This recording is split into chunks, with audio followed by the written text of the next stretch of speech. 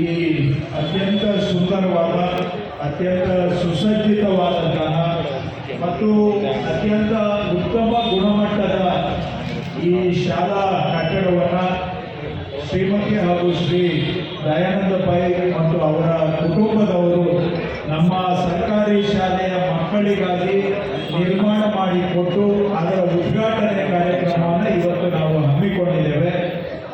ನನಗೆ ಇವತ್ತು ಕಾರ್ಯಕ್ರಮಗಳು ಬಹಳ ಹೆಚ್ಚಿದ್ದಾವೆ.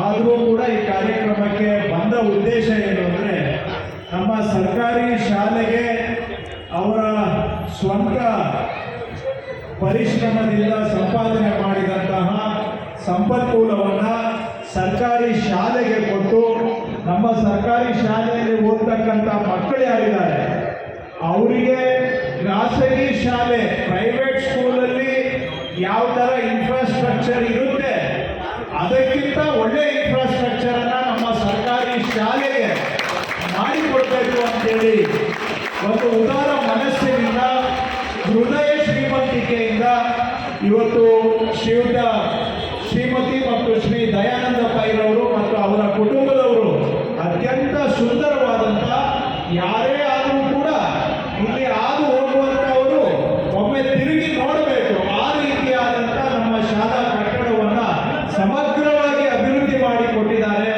ಅವರಿಗೆ ನಮ್ಮ ಬ್ಯಾಟರಾಯನಪುರ ಗ್ರಾಮಸ್ಥರ ಪರವಾಗಿ ಮತ್ತು ಮಕ್ಕಳ ಪರವಾಗಿ ಒಂದು ಧನ್ಯವಾದ ಹೇಳಬೇಕು ಅನ್ನೋ ಒಂದೇ ಕಾರಣಕ್ಕೆ ನಾನು ಇವತ್ತು ಈ ಕಾರ್ಯಕ್ರಮಕ್ಕೆ ಬಂದಿರತಕ್ಕಂಥದ್ದು. ಬೇರೆ ಇವತ್ತು ಸಭೆಗಳು ಎಲ್ಲ ಇದ್ದರೂ ಕೂಡ ಸ್ಥಳೀಯ ಜನಪ್ರತಿನಿಧಿಯಾಗಿ ಈ ರೀತಿಯಾಗಿ ನಮ್ಮ ಶಾಲೆಗೆ ಒಂದು ಸಹಾಯ ಮಾಡಿದಂಥವರನ್ನ ಅವ್ರನ್ನ ಸ್ಮರಿಸಬೇಕಾಗಿರೋದು, ಅವರಿಗೆ ಗೌರವ ಕೊಡಬೇಕಾಗಿರೋದು, ಅವರಿಗೆ ಧನ್ಯವಾದ ಹೇಳಬೇಕಾಗಿರೋದು ನಮ್ಮ ಧರ್ಮ.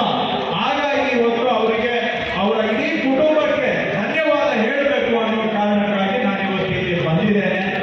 ಈ ಶಾಲೆ ಅತ್ಯಂತ ನಮ್ಮ ಈ ಭಾಗದಲ್ಲಿರುವಂಥ ಯಾವುದೇ ಪ್ರೈವೇಟ್ ಸ್ಕೂಲ್ಗಿಂತ ಚೆನ್ನಾಗಿ ಈ ಶಾಲೆಯನ್ನು ಅವರು ಕಟ್ಟಿಸಿಕೊಟ್ಟಿದ್ದಾರೆ. ಅವರ ಕುಟುಂಬದವರಿಗೆ ನಾವು ಎಷ್ಟು ಧನ್ಯವಾದ ಹೇಳಿದರೂ ಸಹ ಸಾಲೋದಿಲ್ಲ. ನಮ್ಮ ಮಕ್ಕಳ ಪರವಾಗಿ ಮತ್ತೊಮ್ಮೆ ಮಗದೊಮ್ಮೆ ಅವರಿಗೆ ನನ್ನ ಕಡೆಯಿಂದ ಧನ್ಯವಾದಗಳು. ಹಾಗೂ ಈ ಶಾಲೆ ಇಷ್ಟು